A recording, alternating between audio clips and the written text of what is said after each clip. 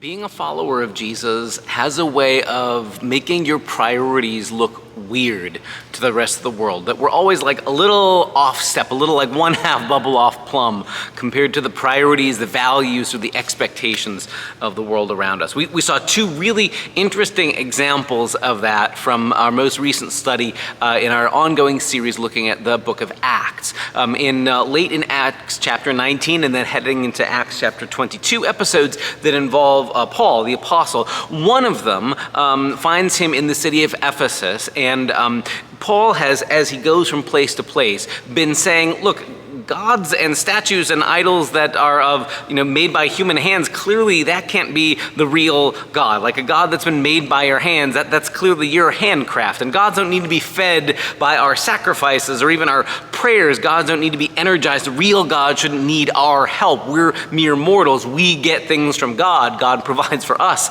But we shouldn't imagine that God needs anything that we can give, whether it's our offerings or our praises or our worship. That's not a matter of God or the gods needing them.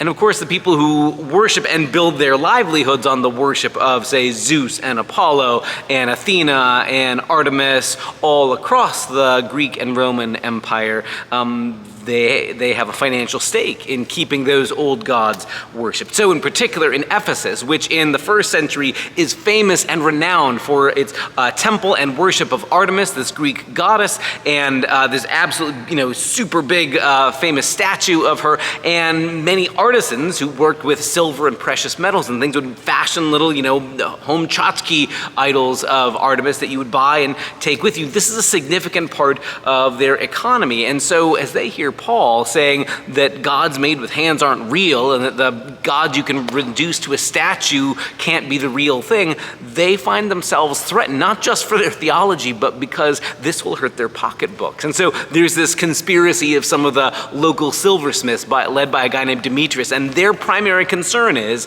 if this Paul keeps preaching and people start listening to him, our pocketbooks are going to take a hit. Which says to me, not only is there the question of the false god of Artemis or any other statue, but maybe the more insidious idol, the insidious god is their love of money, is their greater interest in increased profits than in worshiping the true and living God. So there's this riot that erupts because the people in Ephesus are so afraid that the news of Jesus and the way it exposes idols and gods that you worship by bowing down to a statue, that this is going to hurt their economy, their profits, and their pocketbooks.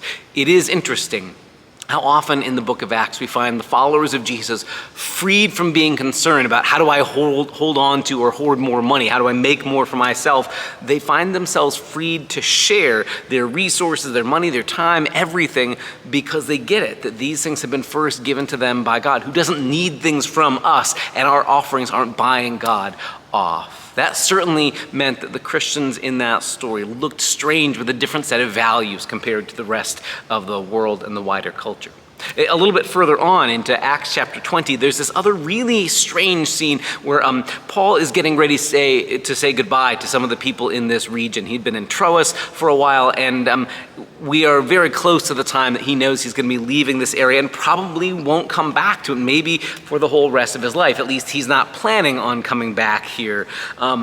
And so he knows that he's got just a few opportunities left to talk with, to teach, to remind the leaders in this congregation that what's important, because he's about ready to leave. So there's this scene where he's talking and preaching. There's this gathering of Christians there, and they're up late at night, and he's talking and preaching, and the sermon goes on and on and on and on. In fact, it goes so long into the night that not only is it dark outside, they've all lit candles and lamps to keep the light in the room, but there's this young man who's been listening, sitting in the window ledge, named Eutychus, and he falls asleep and falls out the window, a 3-story fall, and everybody thinks he's dead, and all the evidence is he's not waking up. Paul rushes down the stairs, everybody rushes down, and Paul quickly either revives him or discovers he's still alive, and he gets up, and this young man is okay. It seems like it's a miracle, right? This amazing thing, he's going to be okay.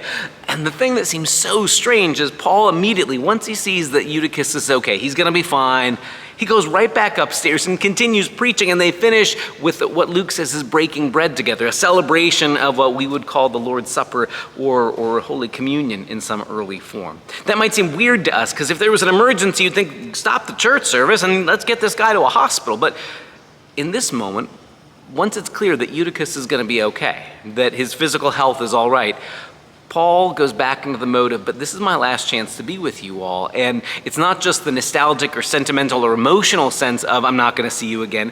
This is my chance to tell you the things that are going to be important as you continue to be witnesses of Jesus in this place. And I'm not going to be the teacher here anymore. I'm not going to be the one telling you these things. Here's what I want you to know.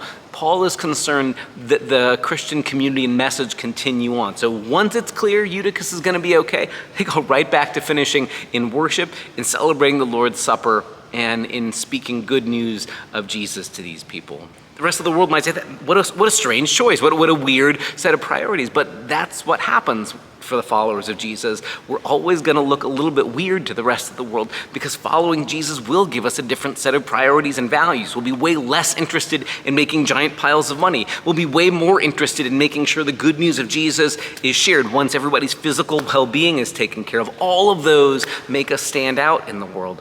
We're going to continue looking this Thursday at more from the book of Acts and how following Jesus will make us stand out, to make us holy, blessed weirdos, and why that's good news. Join us on Thursday at 1 o'clock in our Bible study room, or catch up with these video summaries along the way. See you then.